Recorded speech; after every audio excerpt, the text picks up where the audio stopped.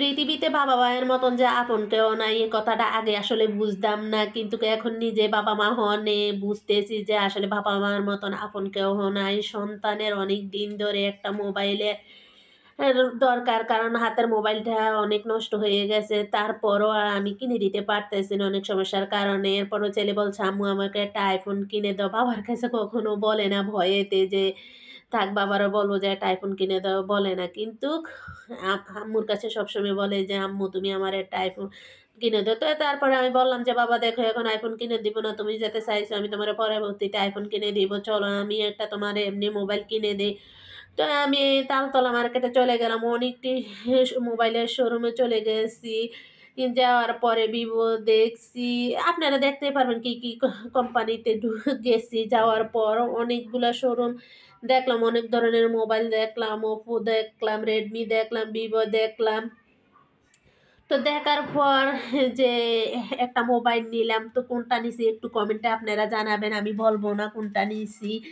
তার মধ্যে যে মানে আসলে বাবা মা হইলে এমন বাবা মা হওয়া দরকার, নিজের কষ্ট বুকে চাপিয়ে ওরা বউর জন্য মোবাইল কিনছে, কারণ একটু হাতটা খালি, তারপরও সন্তানের মুখে হাসি ফোটানোর জন্য মোবাইল কিনে নিলাম। আর আসলে আমার কয় না বিপদে পড়লে আল্লাহ পাক হয়তো মন পরীক্ষার জন্য চতুর্দিক দিয়ে আমার বিপদ চলে আসছে, জানি না কেন আসছে, হয়তো ভালোর জন্যে আসছে। ১ মাসের মধ্যে আমার মানে ঘরের যে টিভিটাও আমার আসলে নষ্ট হয়ে গেছে। কেন হইছে জানি না, বুঝি না। একবারে ঘরের একটা ফ্যান নষ্ট হয়ে গেছে। তারপরে আমার কলিং বিল নষ্ট হয়েছে, আমার চিকুনগুনিয়া হয়েছে। লাস্ট পর্যায়ে এসে আমার স্বামী অসুস্থ হয়ে গেছে। তো আল্লাহ যেন আমাদের সবকিছু ভালো রাখে সেটাই আল্লাহর কাছে দোয়া করি। এর মধ্যে ছেলেরও মোবাইলের প্রয়োজন, কারণ ভার্সিটিতে যায় এখন মোবাইল লাগে। আর ভাবছি যে দেখি একটা টিভি কিনতে পারিনি, তো স্যামসাংয়ের শোরুমে চলে আসলাম।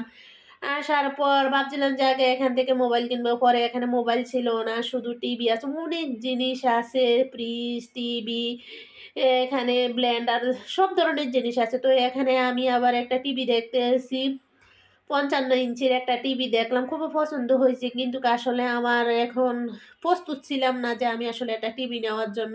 তবে দেখতে গেলাম যদি নাকি কমের মধ্যে পাই তাহলে নিব। তো দেখা গেছে যে না, ছেলের মোবাইলটা কেনার পর আসলে টাকা হাতে থাকবে না, এই জন্য আর কিনি নেই।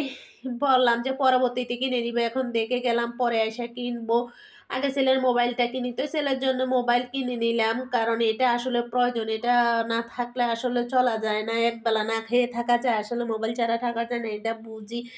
এখন আমরাই পারি না, আর ওরা তো খুব ছেলে মানুষ, ছোট মানুষ, ওরা তো ওদের তো আরো বেশি লাগে, কারণ ওরা বাচ্চাটি গেলে আসলে ফোন দেওয়া লাগে, কোথায় আছে না আছে সবকিছু জানা লাগে। আর ওরা ঘুরে ঘুরে দেখতেছে, টিভিগুলো দেখতেছে, খুব পছন্দ হয়েছে টিভি। কিন্তু পছন্দ হলে কি হয়েছে, আসলে কথা হয়েছে এখন কেনার জন্য প্রস্তুত না। আর আমার যে আগের টিভিটা, এই টিভিটা দেখেন আপনাদেরকে দেখাইতেছে, আমার আগের ভিডিও আমি দেখতেছি যে আসলে দেখতেছি কি ভিডিওটা না মোবাইলে, আপনাদেরকে আমার ইয়েতে দেখাইতেছি, টিভিতে দেখাইতেছি। তো এটার মধ্যে আমার ভিডিও চালু করছি যাতে সমস্যা না হয়। এই যে আগে যে ভিডিওটা দিছি এই ভিডিওটাই চালু করলাম, যে দেখি ভিডিওটা দেখেন আমার টিভিটা জিরজির করতেছে। তো এটা চাওয়ার মতন, এটা চাইলেও চোখে সমস্যা দিবে, তার জন্য ভাবলাম দেখি কষ্ট করে হইলে এটা আবার টিভি কিনতে হবে, কারণ